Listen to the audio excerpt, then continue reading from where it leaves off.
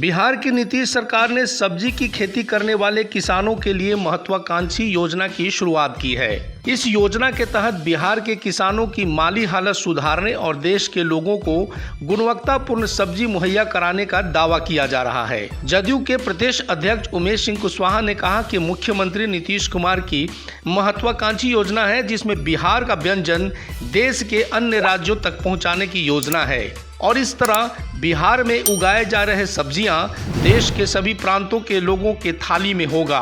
जदयू के प्रदेश अध्यक्ष उमेश सिंह कुशवाहा ने कहा कि इससे आम जनता को दोहरा लाभ पहुंचाने की योजना है।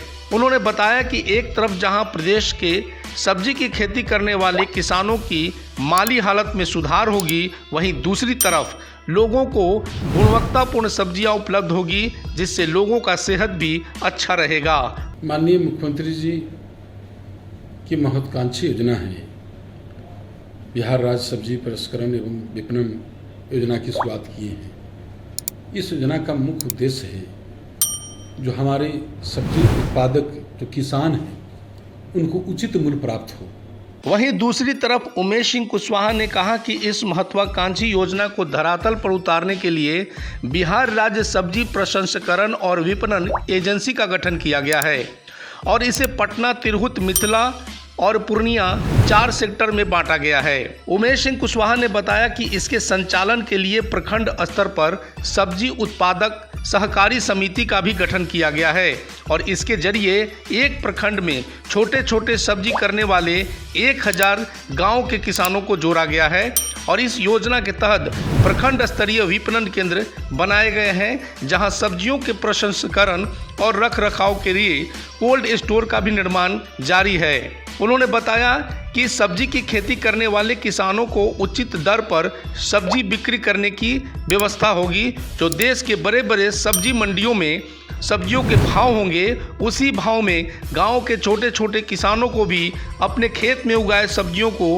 बेचने की सुविधा प्रदान की जाएगी और इस तरह पूरी प्रक्रिया में कहीं कोई बिचौलियों की भूमिका नहीं होगी और इस तरह बिचौलियों की भूमिका को पूरी तरह से समाप्त कर दिया जाएगा। इससे किसानों के आय में वृद्धि करने की योजना है। 4 सेक्टर में बिहार जोन को बांटा गया है और संघ बनाया गया है। 4 सेक्टर में एक पूर्णिया सेक्टर है, एक मिथिला सेक्टर है, एक पटना सेक्टर है और एक तिरहुत सेक्टर है। पटना सेक्टर में समस्तीपुर जिला, वैशाली जिला, पटना, नालंदा, बक्सर, आरा, भोजपुर, इन जिला को रखा गया है।